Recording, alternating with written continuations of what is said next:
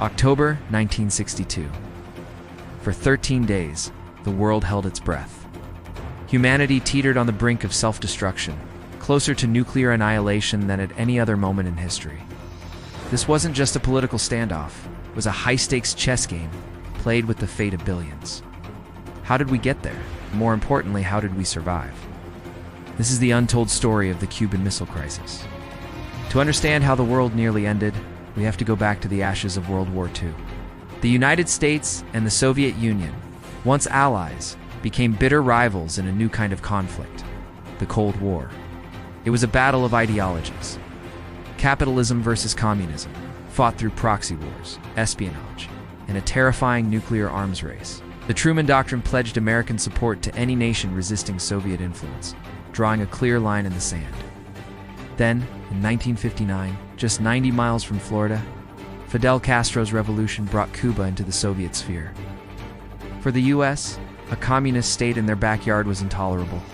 This fear led to the disastrous Bay of Pigs invasion in 1961, a failed attempt to overthrow Castro that only pushed Cuba deeper into the arms of the Soviet Union. For Soviet Premier Nikita Khrushchev, this was an opportunity. The U.S. had already placed Jupiter missiles in Turkey right on the USSR's doorstep. Why not balance the scales? The plan was codenamed Operation Anadir. Under the guise of a routine military exercise, the Soviets began secretly shipping medium and intermediate-range ballistic missiles to Cuba. These weapons could strike almost any major city in the United States within minutes. The operation was a masterpiece of deception. Missiles were hidden on the decks of ordinary cargo ships, and Soviet soldiers were given ski boots and parkas to disguise their tropical destination. For months, the buildup went undetected. Then, on October 14, 1962, a U-2 spy plane, flying at 70,000 feet, captured the evidence. The high-resolution photographs, once analyzed by CIA experts, were undeniable. There were Soviet missile launch sites under construction on Cuban soil. When the photos reached President John F. Kennedy, the atmosphere in the White House turned ice cold. The nightmare scenario had become a reality. Kennedy immediately assembled a group of his most trusted advisors, a secret body that would become known as the Executive Committee of the National Security Council, or EXCOMM. Their mission: to figure out how to get the missiles out of Cuba without starting World War III. The pressure on Kennedy was immense. EXCOMM debated 6 potential strategies, each with its own terrifying risks. Option 1. Do nothing. This was politically impossible. It would be seen as a sign of weakness. Option 2. Diplomatic pressure. This seemed slow and unlikely to work. The next options were far more aggressive.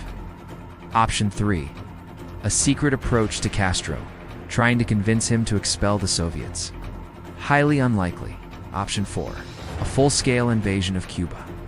This would almost certainly trigger a Soviet response, perhaps in Berlin, and lead to a wider war. Option 5. A targeted airstrike to destroy the missile sites. But what if they missed some? Or what if Soviet personnel were killed, forcing Khrushchev's hand? Finally, there was option 6. A naval blockade. Or as they decided to call it, a quarantine, to stop more missiles from reaching Cuba. It was less aggressive than an airstrike, but still a direct act of confrontation. For days, the debate raged. The Hawks pushed for military action, while the Doves argued for a more measured, diplomatic approach. Kennedy found himself caught in the middle, knowing that one wrong move could incinerate the planet. On October 22nd, Kennedy made his decision. He went on national television and revealed the crisis to a terrified world.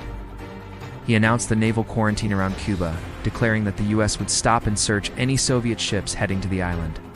He made it clear, the launch of any missile from Cuba against any nation in the Western Hemisphere would be regarded as an attack by the Soviet Union on the United States, requiring a full retaliatory response. The world was now on high alert.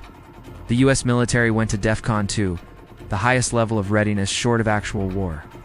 In the Atlantic, a fleet of Soviet cargo ships steamed towards the quarantine line, escorted by submarines. Would they stop?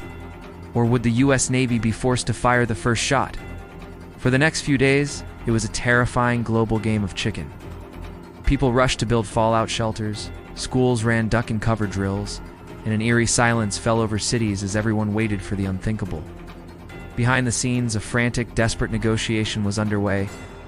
The fate of the world rested on a series of secret messages exchanged between Kennedy and Khrushchev. Communication was slow and clumsy, relying on public broadcasts and telegraphed letters. Adding to the confusion, two conflicting messages arrived from Moscow. The first was long, rambling, and emotional, offering to remove the missiles in exchange for a U.S. pledge not to invade Cuba.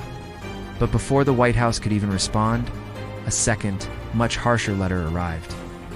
This one demanded that the U.S. also remove its Jupiter missiles from Turkey. Was Khrushchev losing control?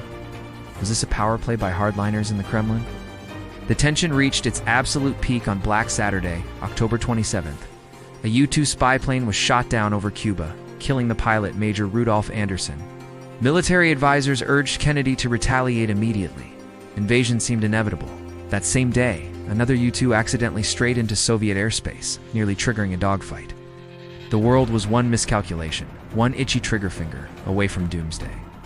In this moment of maximum peril, a brilliant diplomatic solution emerged. Attorney General Robert Kennedy, the president's brother, suggested they simply ignore the second, harsher letter and publicly accept the terms of the first one. That night, he met secretly with the Soviet ambassador, Anatoly Dobrynin.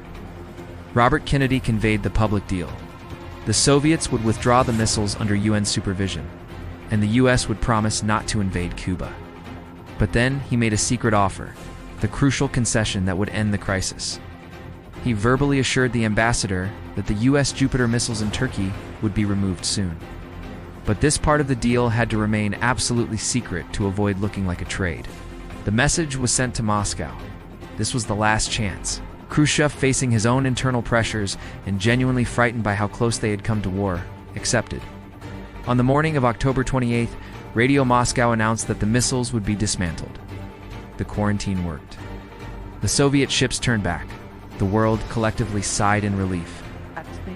The crisis was over, but its aftermath was complex. While the world celebrated, one person was furious: Fidel Castro. He had been a pawn in a superpower game, left out of the final negotiations. For the US and the USSR, the crisis was a sobering wake-up call. Both sides had stared into the abyss and were horrified by what they saw. It led to the establishment of the Moscow-Washington hotline, a direct communication link to prevent future misunderstandings. The crisis also solidified the grim logic of mutually assured destruction, or MAD, the understanding that a nuclear war is unwinnable because it would destroy both sides. It taught leaders the dangerous art of brinkmanship, pushing a confrontation to the very edge of disaster to force a resolution. But it also taught them the vital importance of pulling back. The 13 days in October 1962 were not just a footnote in history. They were a profound lesson in diplomacy, leadership, and the terrifying fragility of human existence. It was a confrontation that forever changed the rules of international relations and left a permanent scar on the global psyche, a stark reminder of how close we came to the end. Thanks for watching.